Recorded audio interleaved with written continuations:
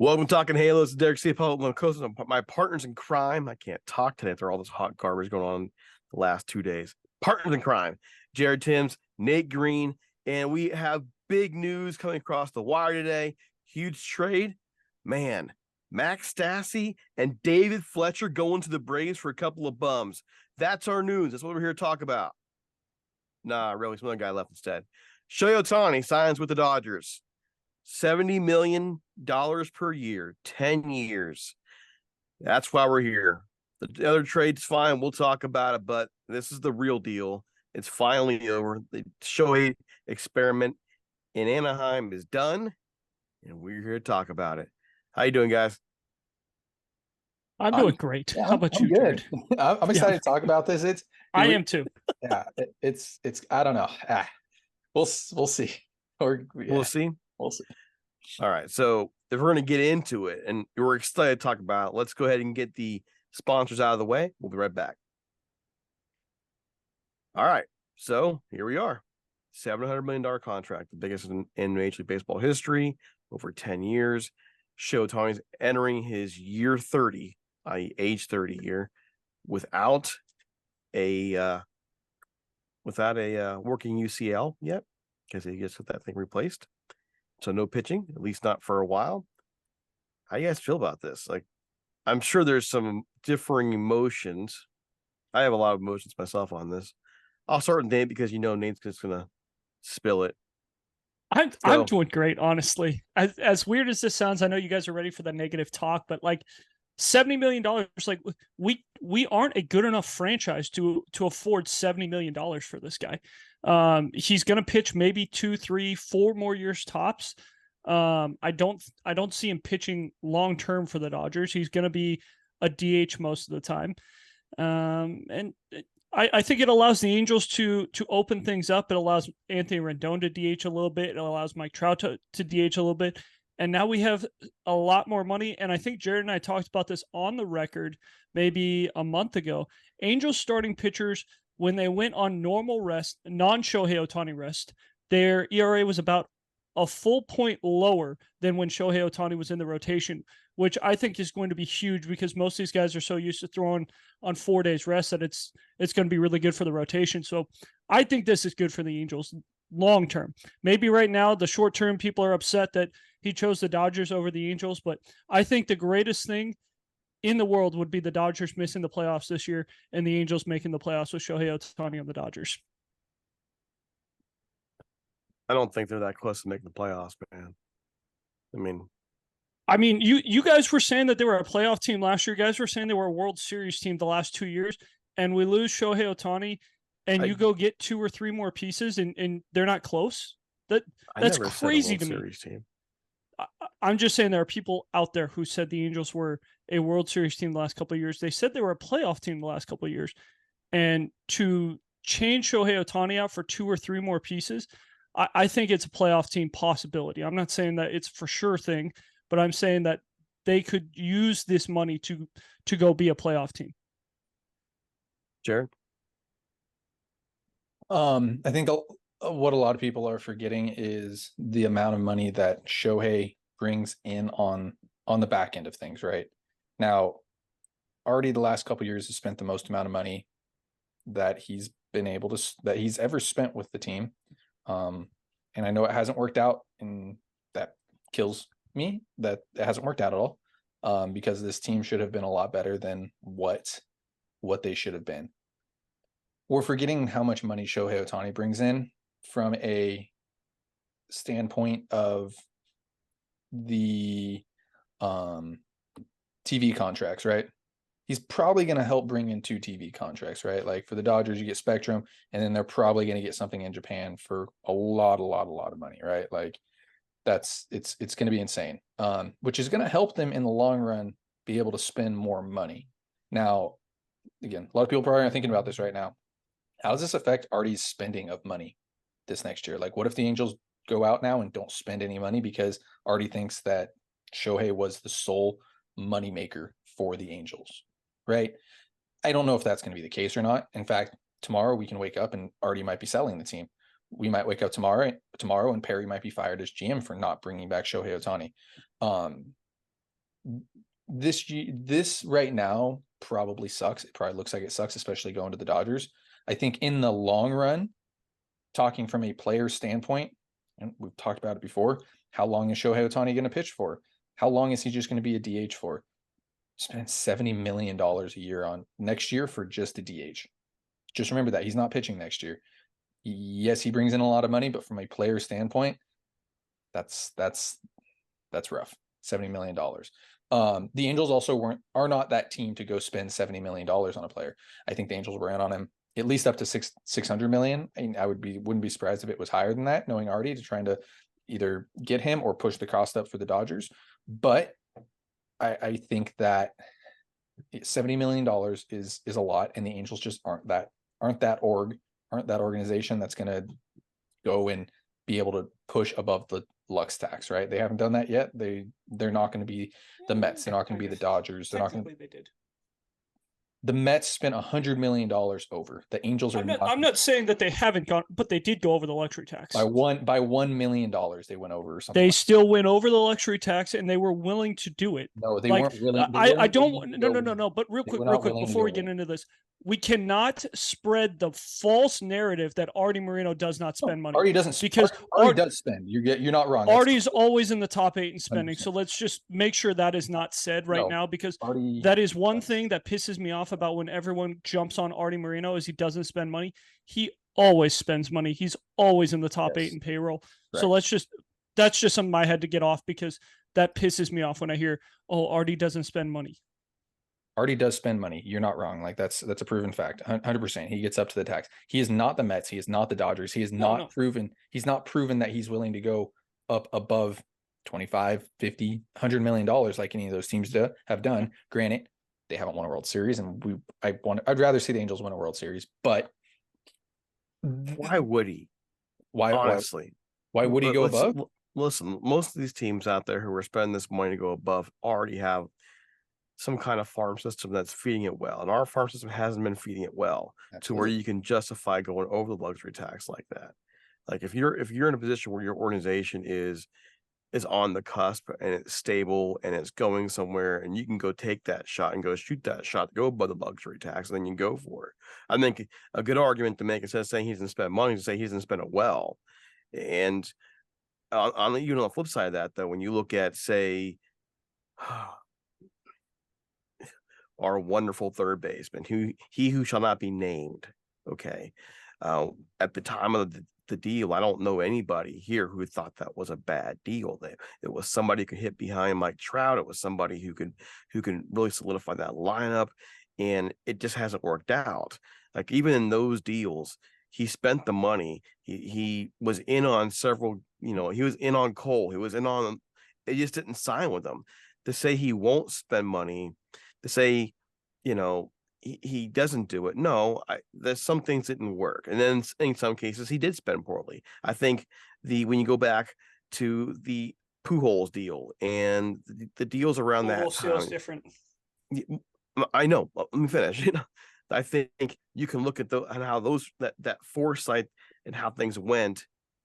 You can say, okay, yeah, that's where the reputation came in for bad spending.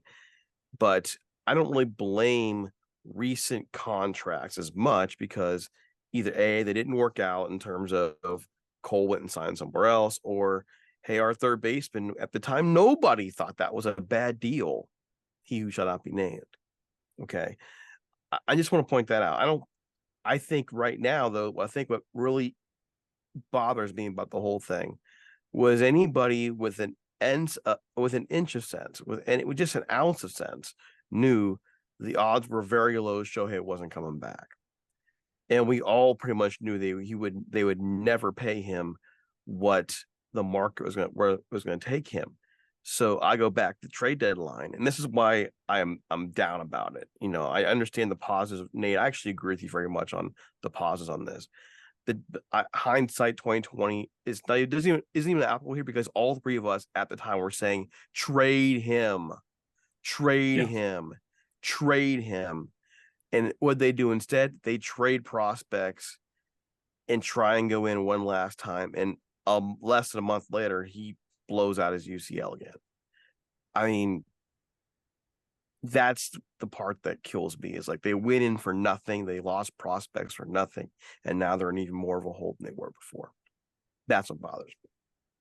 Yeah. And what I mean by not spending, by the way, is not going above and beyond, right? Like you go get Shohei Ohtani for $70 million a year. What's next?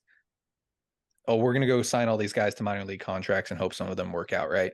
No, you can't go do that. You just spent $70 million on a guy. You need to go win for the next 10 years. Mm-hmm. And that's not what Arte has proven to do. Like if he really wanted to go above and beyond, the beginning of last season, the beginning of the season before, you go get guys, right? You go get dudes. You don't play the I mean, granted, I think Arte did want a big name shortstop, if I'm not mistaken. But he tried for Seager. We know he tried for Seager. We know he tried for some of these guys. He tried. Yeah, he tried for a shortstop the year before. The Angels were trying for that, but you didn't go above and beyond. You didn't go the last 2 years if you're really going to go make that push for sure to prove to Shohei Ohtani, and to prove to the fan base, or at least this fan base here, that you're going to go above and beyond and try to win. It's become a money aspect now. So good for the Dodgers. Good for Shohei. $700 million.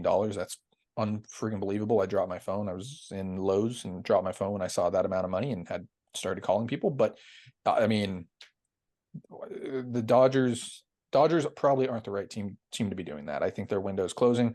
I think the Diamondbacks are getting pretty damn good. I think the Giants, are going to go get somebody to prove. The Giants are far away too.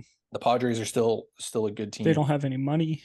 Yeah, I mean, I just think that the Dodgers window is closing.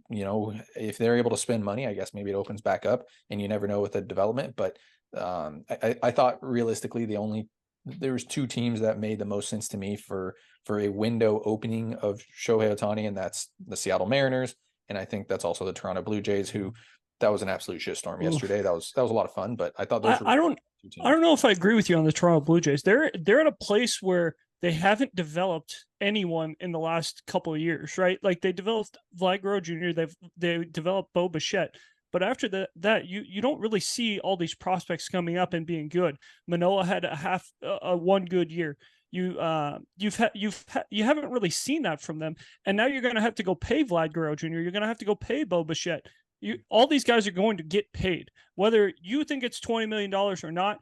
These guys are Vlad has Scott Boras, so we know it's not going to be cheap, right? So like I don't know if they were right there either. I think Seattle makes the most sense, and I think San Francisco would have made some sense too, just because San Francisco would have been really close to, like, they have no contracts, so they would have been able to get 2 or 3 guys with Ohtani, not just, hey, we're getting Ohtani and that's it. And that's kind of the one thing that's going to be interesting to see what the Dodgers do if they're able to go out and get another guy or 2 to really solidify this team, because they're right around $198 million right now. You have all your arbitration cases with Will Smith, Walker Buehler.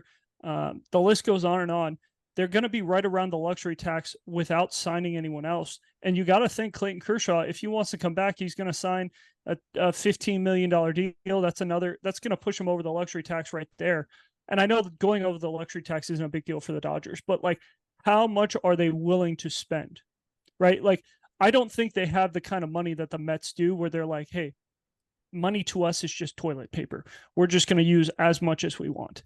And if they do, is that clubhouse going to be able to stick together, knowing that there's so many high profile guys in there? Are they going to be able to stick together and be that same clubhouse they've been? Because over the last 10 years, that clubhouse has been one of the best clubhouses in baseball. It'll be interesting to see if they add more high value guys. Does that clubhouse continue to be able to police itself? Because they've had the Julio Urias thing, they've had the Trevor Bauer thing, and it hasn't really affected the clubhouse. The clubhouse has kind of been like, hey, we're just going to go out here. Don't worry about anybody else. Go do your job. But if you have a lot of guys, like you look at what the Padres did last year with Soto and Machado and Bogarts and Tatis, there's so much testosterone in that room, and it got to be where it's like, oh, it's your fault. No, it's your fault. And you see what happens when you have too many guys like that, and that thing gets out of hand. And I don't know. I hope Ohtani plays well, but I think this does line up really well for the Angels. I think it gives them a lot of extra money to spend. You probably have over about $85 million to spend, and there's still some guys that are available, and the Angels have some holes. So I think with the Angels too, en route with what their future is. Given the fact that I mean, there are many teams right now in the league who have a worse reputation. We're talking about, how the Cold didn't wind up signing there, and so many players didn't wind up signing there, and all the way they handled even Ohtani this year, and all the bad press that came around all that. If I'm a player looking at the Angels right now, you're going to have to overpay me to go there. If I'm a star, you're going to have to, and that I think does hurt. Then you're going to, so a Bellinger's out there, and there's plenty of fans who want the Angels to go sign him. Well, if I'm him, the first place I'm looking to sign is not in Anaheim, it's Chicago, and you're going to have to overpay me to go back to Anaheim, go out back to LA and Anaheim. So guys like that who have seen all the, how do you say it? History matters. And we look at all the things that have happened out there in LA in terms of Anaheim the last few years. I'm not sure I want to sign there. And that's the negative piece of it. That's the downside. You just lost your meal ticket.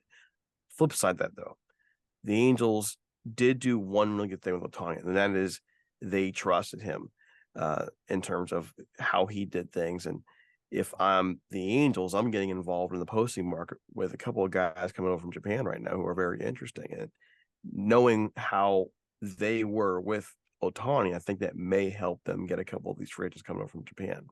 Just a thought. Jared? I agree with you. I don't, from a Shohei Ohtani standpoint, I don't think they handled him. I think they let him do way too much, right? I think it became a negative press. I think it became very negative in the clubhouse. Like, hey, Shohei Ohtani can do what he wants, and I think this is why we saw the whole Rendon's outburst.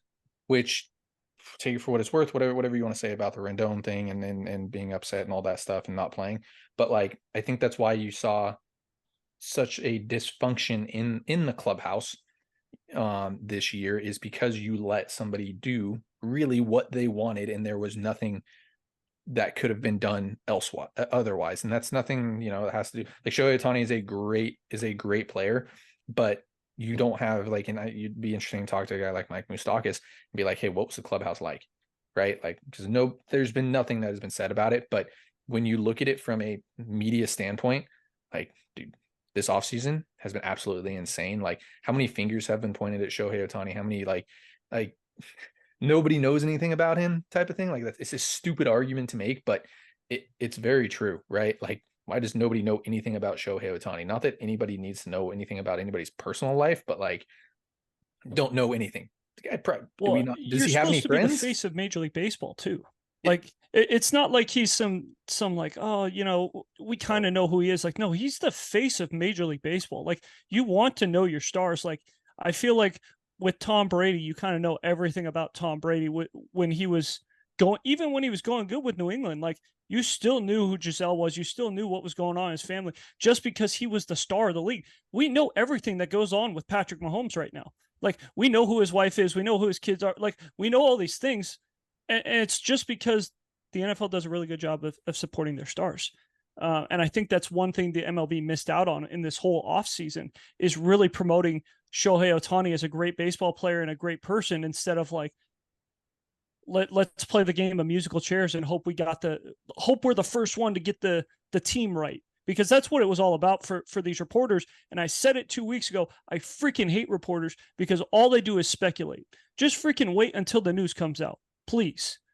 So that's something that I think we missed out on. The past 2 years, what has been the motto? Win to keep Shohei, right?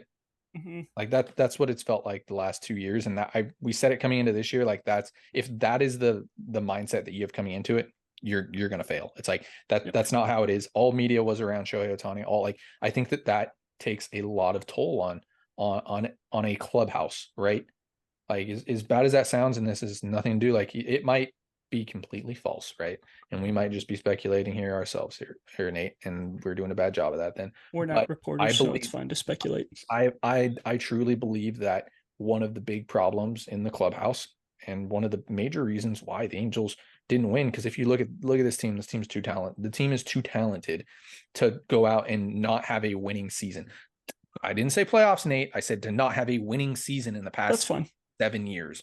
The team's too talented. You almost are trying to not win at that point. So I think that I think there is some clubhouse issues, and I think Ron Washington's a good step in the right direction. I think you now need to figure out a way to go get an actual leader, somebody who can step up. I don't think that's Mike Trout. Like, I think Mike Trout is similar to Shohei Ohtani, where it's like, dude, I just want to be left alone. I want to go play the game. I love the game, and that's perfectly fine. But is it Anthony Rendon that steps up? Like, I don't think so. But is it Anthony Rendon? You need something. You need Is it Cody Bellinger?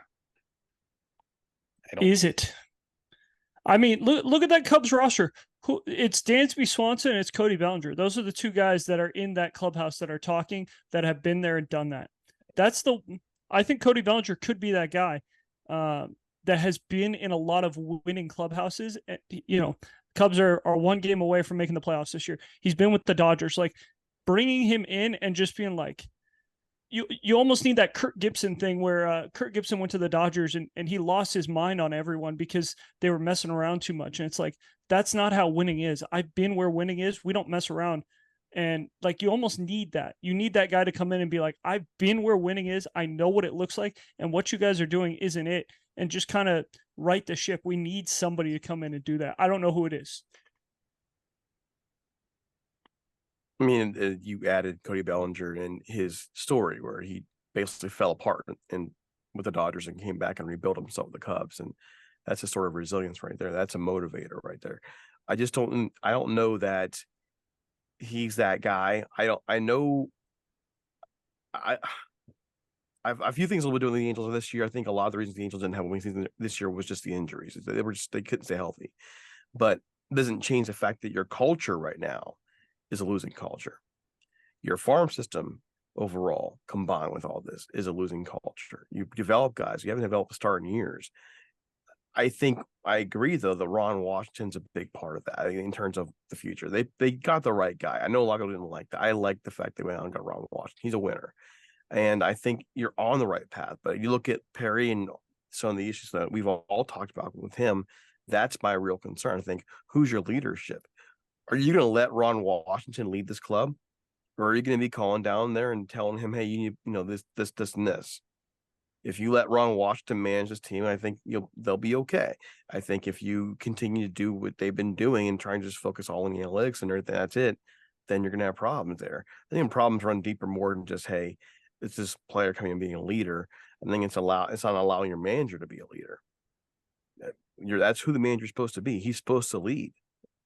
The best managers out there are the ones who brought even weaker talent around and made them competitive. And I don't really believe that the Angels have had that at recent. I do think you look at what the Angels have done in free agency. I know it hasn't been a lot, but what they've done in free agency with Garcia and Simber and Kolarek, you look at a lot of ground ball guys. And I think that's kind of saying Ron Washington's like, hey, look, I know we're going to be really good defensively with ground balls. Just go get a bunch of ground ball guys because I know my defense is going to be good. So I think obviously this is speculation, but it looks like we're going in the right direction where Perry and Ron are going to work together and not like a, hey, Perry, or a, hey, Ron, this is what we're doing type of thing.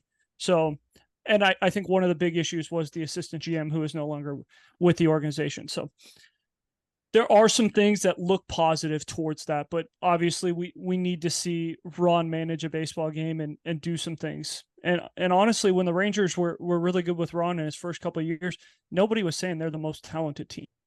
It took them 2 or 3 years before everyone was like, oh, this team is stupid talented. So the Angels have a chance. It's just, is Arte going to go spend money wisely?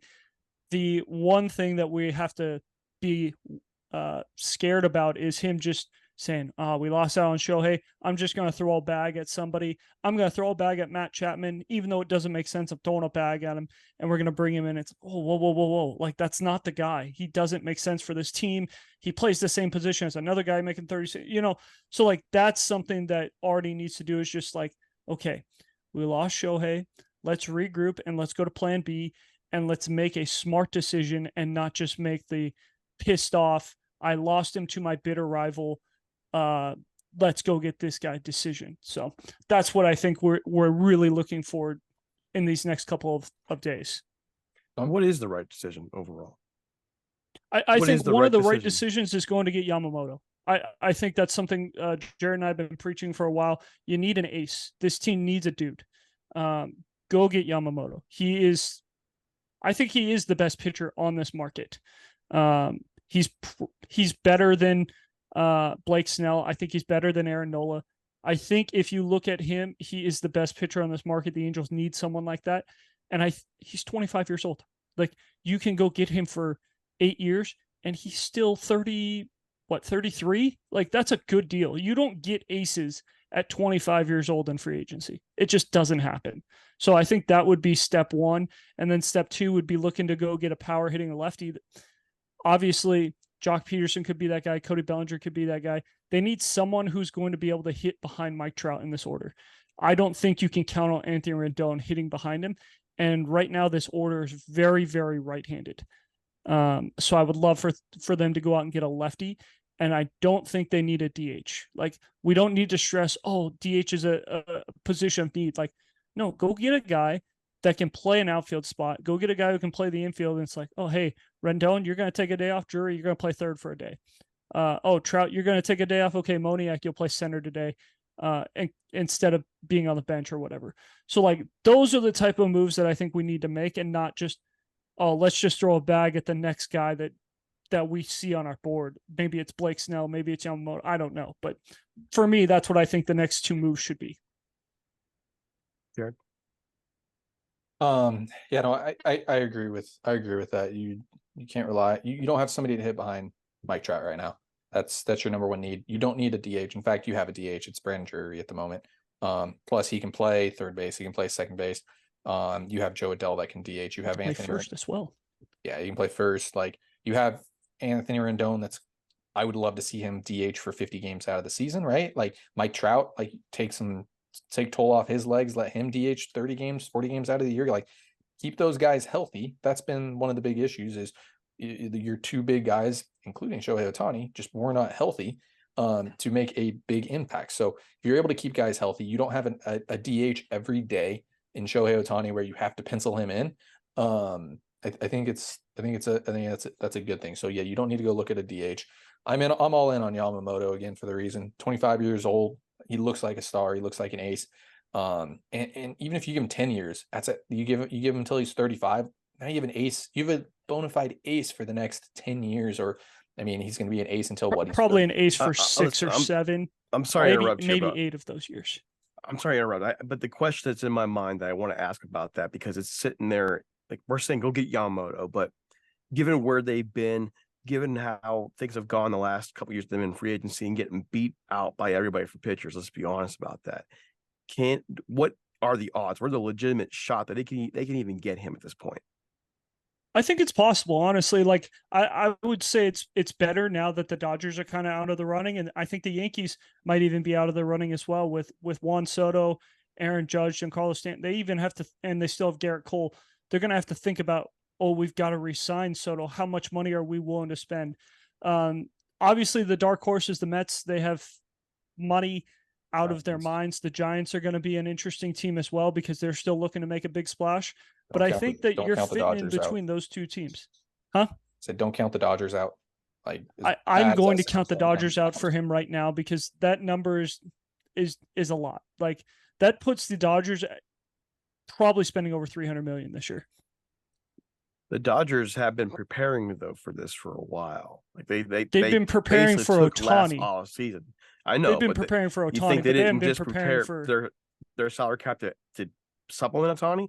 I'm not counting them out, so to speak, because of that. I'm not saying they're going to top the list, but and I think of Seattle and I think of the Giants though in terms of Yamamoto. That's the two Seattle teams. Has so much pitching. I don't know if Seattle. They need offense, but Seattle needs offense. But they can leverage the pitching they have that gets him hitting and go sign Yamamoto at the same time.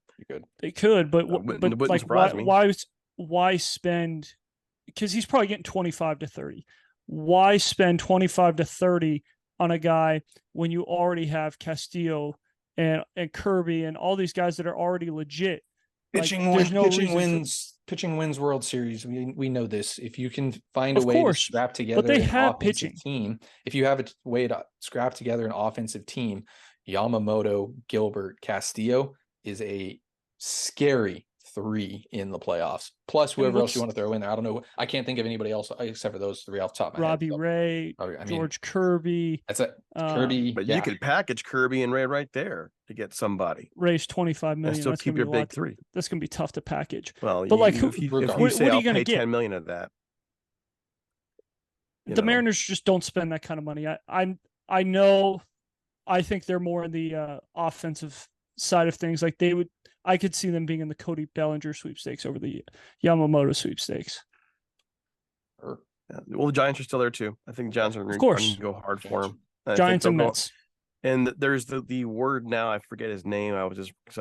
There's another Japanese pitcher, young star also, who's requesting to be posted. Roki Sasaki. He's not going to get posted. However, if he does get posted, it's exactly like how Shohei Ohtani got posted when he signed with the Angels, and he actually cannot sign for big money. He has to sign for international. It would be a 6-year ARB only deal type of thing. So that's scary for the Dodgers side of stuff too. If Sasaki wants to go play with Ohtani and says, "Hey, I want to go to the Dodger land there," and now all of a sudden. Does Ohtani want another Japanese player on his team? We've never heard him ask for it. Like you're hearing Senga ask for it, right? Senga's like, "Hey, this is awesome. I would love a Japanese star to come join me." Yeah. We have never heard Ohtani say that. So is that a possibility? Is Ohtani okay with that? That's something that has to be thought about as well. Yeah. So. All right, guys. Well, I'm guessing over the next 2-3 weeks, I'm guessing we're going to be podcasting a lot. I think this is the first domino for everything to go. So expect to hear a lot from us in the next couple of weeks. I'm actually kind of excited as the football season begins to wear down. I get to lock back into talking some Angels with y'all.